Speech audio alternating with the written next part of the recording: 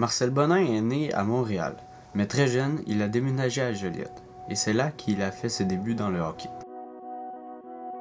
J'ai commencé avant ça, je patinais, je restais à Béthier, puis on patinait, il appelait ça des bordages.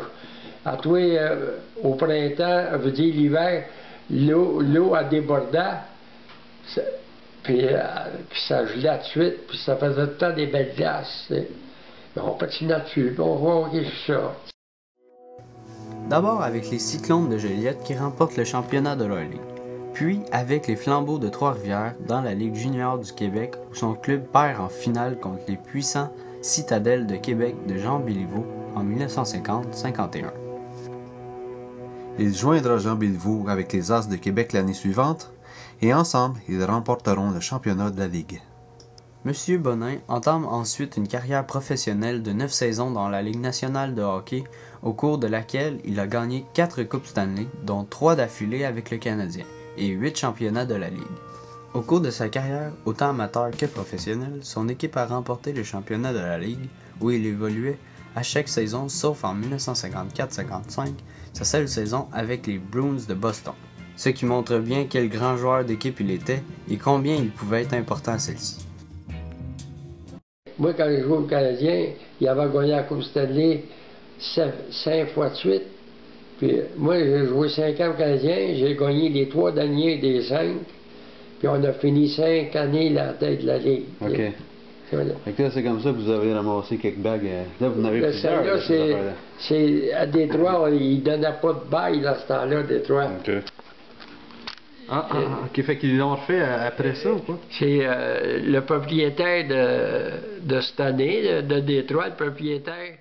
Il a débuté sa carrière dans la LNH avec les Red Wings de Détroit en 1952-53. Lors d'une petite exhibition, quand je jouais pour les As de Québec, comme Détroit, je me suis battu avec Ted Lindsay, qui était un des tops de la Ligue. Mais après du compte, Détroit m'a acheté après. Vous avez eu le dessus sur Ted Lindsay? Ou? Ah oui, très bien là-dessus.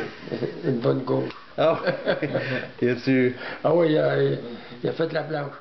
Les Red Wings l'ont échangé 3 ans plus tard aux Bruins de Boston avec Vic Stasiak, Lorne Davis et le fameux gardien Terry Sawchuk. En retour, les Wings ont obtenu Réal Chèvrefils, Warren Godfrey, Ed Sanford et 2 autres joueurs. Un échange tout à l'avantage des Bruins. Moi, je l'ai appris, j'étais échangé, j'étais en voyage de noces. Oh, OK. Puis c'est le bartender qui m'a dit, Marcel, il dit, tu viens d'échanger une grosse échange à Boston.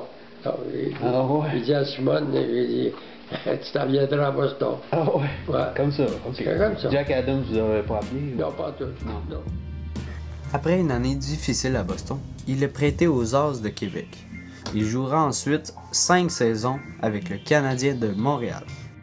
Marcel Bonin n'a jamais été un prolifique compteur. Aujourd'hui, on dirait de lui qu'il était un joueur d'énergie. En plus, il n'avait peur de personne et n'hésitait pas à jeter les gants.